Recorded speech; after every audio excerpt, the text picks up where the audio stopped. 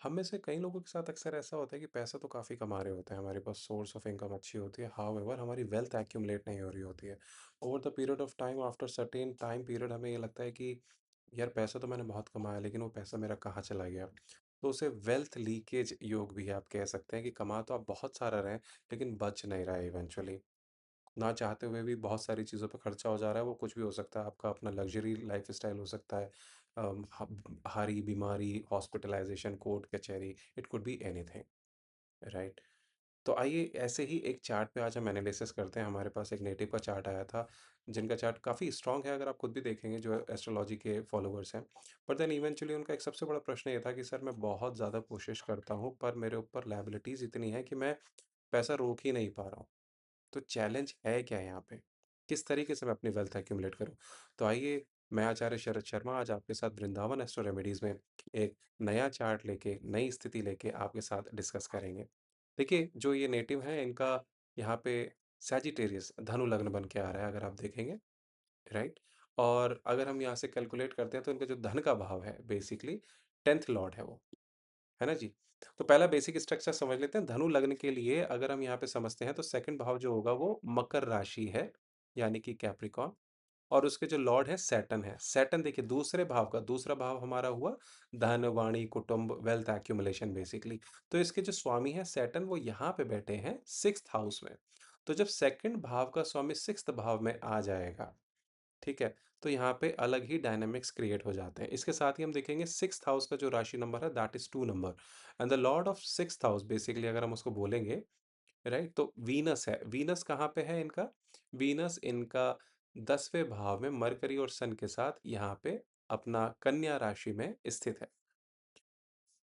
Besides 8th house का जो Lord है, 8th हाउस जो कि 4 नंबर राशि है, उसका जो लॉर्ड है मून, वो भी यहाँ पे इनके साथ 6th हाउस में बैठा हुआ है। तो एक स्टेलियम फॉर्मेशन हो रहा है यहाँ पे देखिए, which includes moon, Jupiter and Saturn और तीनों का कनेक्शन इस चार्ट में बहुत मीनिंगफुल है। एक का स्वामी लॉर्ड यहाँ पे बैठा है, उस घर का। इस घर का स्वामी शनि यहाँ बैठे हुए हैं और जो गुरु हैं बेसिकली अगर आप देखेंगे 4th हाउस के स्वामी हैं और लगन के स्वामी हैं। तो बेसिकली लग्नेश भी खुद भी यहाँ पे 6th हाउस में बैठे हुए हैं। अब पहले अगर हम सैटर्न की बात करते हैं जो कि कृत्तिका नक्षत्र में है, वृंदावन एस्ट्रो रेमेडीज है तो definitely we will be touching nakshatra based information for sure. Saturn अगर हम देखते हैं तो यहाँ पे इनका 7 डिग्री 4 मिनट्स पे है। टॉरस राशि है, वृषभ राशि यहाँ पे भी कृत्तिका नक्षत्र है। कृत्तिका नक्षत्र के जो स्वामी हैं वो सन होते हैं, सूर्य नारायण भगवान। अब देखिए इनके चार्ट में सूर्य नारायण मरकरी और वीनस के साथ दशम भाव में बैठे हुए हैं। ठीक है जी। अच्छा, दूसरा यहाँ पे देखिए सैटर्न सेकंड का लॉर्ड है और बैठा 6th हाउस में, इसलिए धन 6th हाउस मैटर जो है पहले ही जुड़ चुका है। देखिए एक सीधी लाइन अगर आप यहाँ से ड्रॉ करेंगे कि सेकंड का भाव का स्वामी यहाँ पे 6th हाउस में आ गया। लेकिन नक्षत्र लेवल पर सैटर्न सन के नक्षत्र कृत्तिका में है। सन कहाँ है? वर्गों में, उत्तरा फाल्गुनी नक्षत्र है इनका। ठीक है साहब? उत्तरा फाल्गुनी नक्षत्र में और सन धनु लग्न के लिए 9th लॉर्ड है ना? देखिए 9th हाउस के लॉर्ड है ना सन यहाँ पे। 5 नंबर राशि सिंह राशि जिसमें मार्स विराजमान है। तो सेकंड लॉर्ड सैटर्न सन के नक्षत्र में बैठे हैं। सन स्वयं 9th हाउस के लॉर्ड हैं और 10th हाउस में बैठे हैं।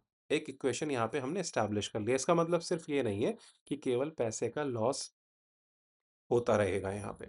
तो पैसा, career, status, professional responsibilities, authority, father या फादरली फिगर्स, आपके गुरु, मेंटोर, रिस्पॉन्सिबिलिटीज और लाइफ डायरेक्शन से भी ये चीज़ जुड़ जाती है। इसलिए जो नेटिव है, इनका करियर जितना बड़ा होगा, फाइनेंशियल रिस्पॉन्सिबिलिटीज भी उतनी बढ़ती ही जाएँगी, ऐसा हमारा यहाँ मानना है।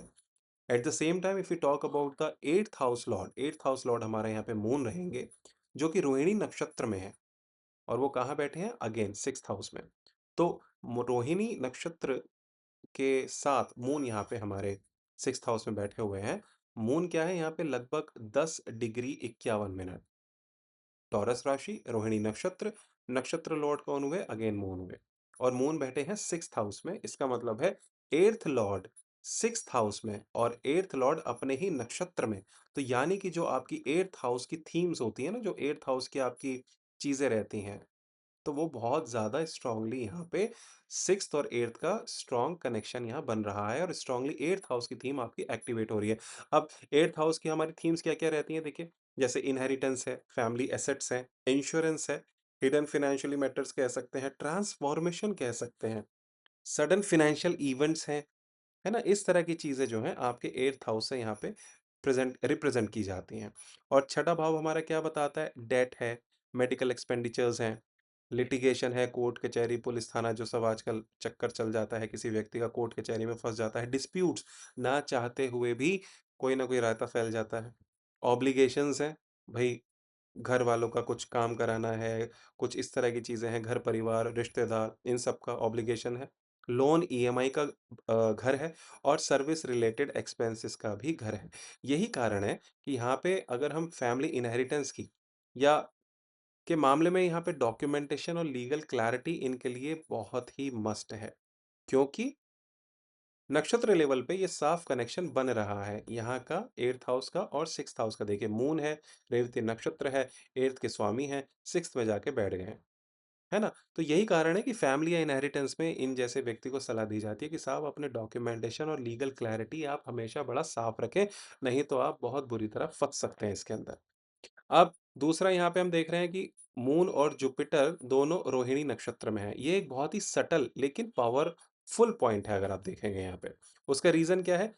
क्योंकि जुपिटर क्या है? लग्न लॉर्ड है, सबसे बड़ी बात है लग्नेश हैं वो। 4th के लॉर्ड हैं, है ना? चतुर्थेश हैं और 6th हाउस के ऑक्यूपेंट हैं। तो उनका नक्षत्र लॉर्ड जो है मून है जो स्वयं 8th हाउस का लॉर्ड है। यानी कि मून और जुपिटर का बेसिकली रोहिणी नक्षत्र है, दोनों का सेम नक्षत्र है। तो इससे चेन हमारी एक इक्वेशन क्या और डेवलप होती है? लग्न 6th में है, 6 से अटैच हुआ, 6th मून है, मून से अटैच है और मून मेरा 8th हाउस से अटैच है।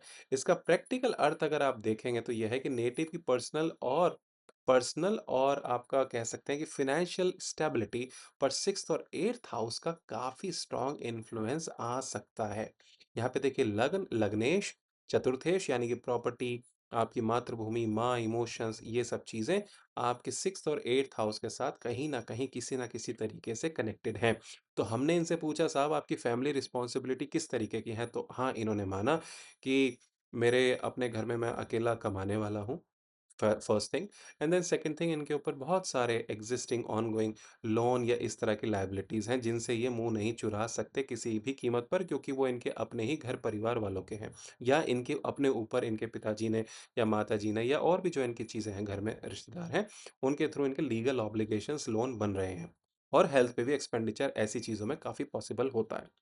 ठीक है? तो इनमें से देखिए कोई भी चीज़ उनकी पर्सनल फाइनेंशियल प्लानिंग को प्रभावित कर रही है यहाँ पे। तो व्यक्ति कमा तो बहुत अच्छा रहा है। देखिए इनका करियर भाव जो लोग एस्ट्रोलॉजी फ़ॉलो कर रहे हैं वो देख सकते होंगे सन, मरकरी, वीनस अब यहाँ 10th लॉर्ड है।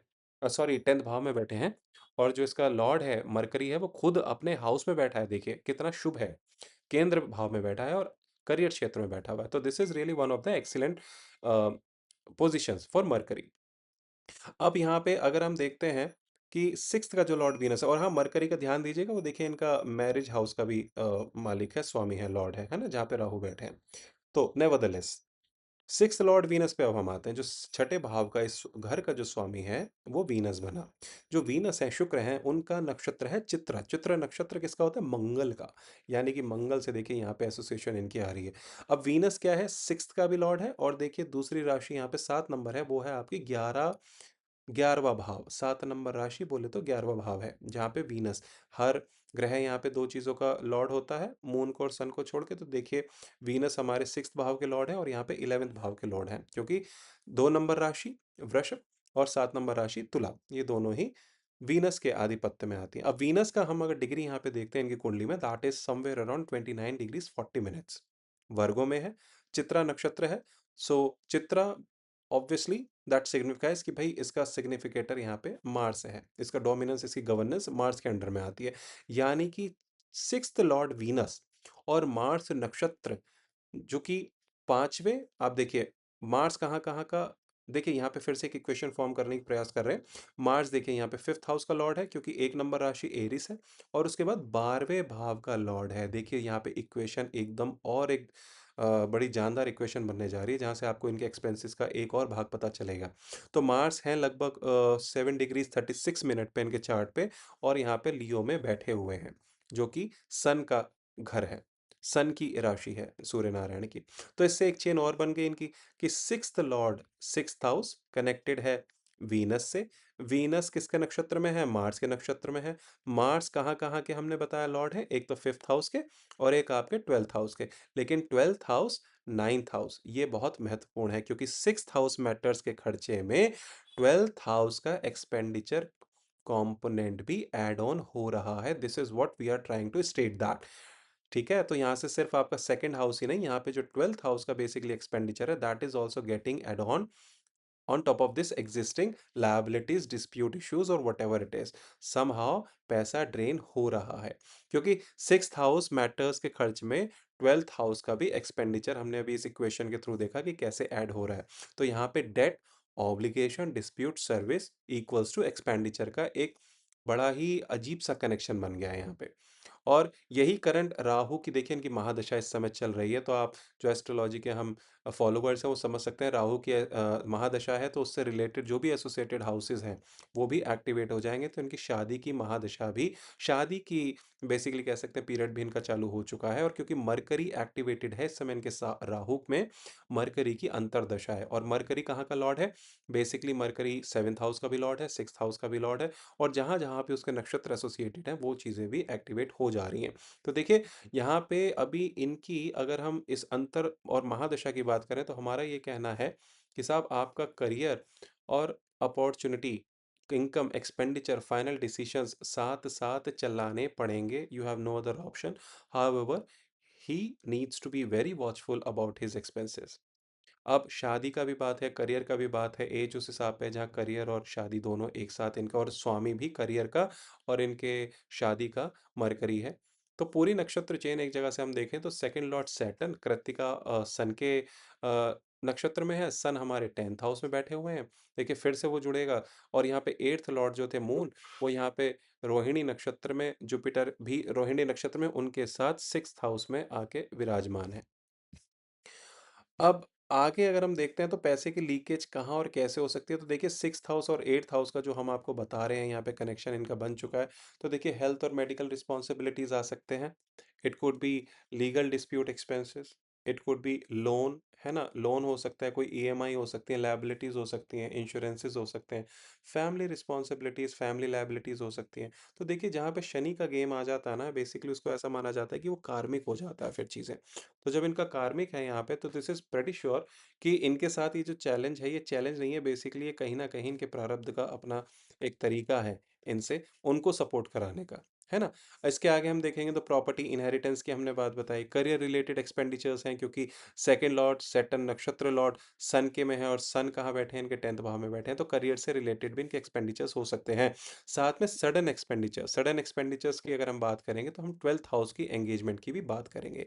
लेकिन यहाँ पे देखिए सबसे बड़ा पॉजिटिव पॉइंट इनका ये है कि यहाँ पे अगर बात करेंगे तो 2nd लॉर्ड सैटर्न 6th में है और 6th क्या है? एक उपचय भाव है, उपचय हाउस है ना? तो उपचय हाउस का बेसिकली मतलब आपका ये रहता है जो फॉलो करते होंगे कि जैसे-जैसे ये इनकी एज बढ़ेगी, इनका एक्सपीरियंस बढ़ेगा तो धीरे-धीरे ये 6th भाव जो होता है जैसे इनका ऋण, रोग, शत्रु, कॉम्पिटिशन, लिटिगेशन, सर्विस या कोई डेली स्ट्रगल्स या जो भी हमने अभी यहाँ पे आपको थीम्स बताई हैं, तो वो इनिशियली तो इनको परेशान करेगा लेकिन धीरे-धीरे इनके अंदर फाइनेंशियल डिसिप्लिन ऑटोमैटिकली डेवलप होना शुरू हो जाएगा। कहिए धक्के खा के या कहिए कि परेशान होंगे, पहले एक बार गिरेंगे उसके बाद ये खुद ही अपना स्वतः खड़ा होने शुरू हो जाएँगे। लोन का ईएमआई का प्रेशर, डेट मैनेजमेंट इनका बेहतर हो जाएगा, डिस्प्यूट हैंडलिंग इनकी अपनी मैच्योरिटी काफ़ी हाई हो जाएगी।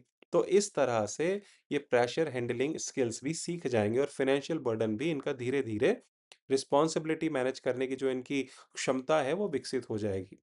है ना?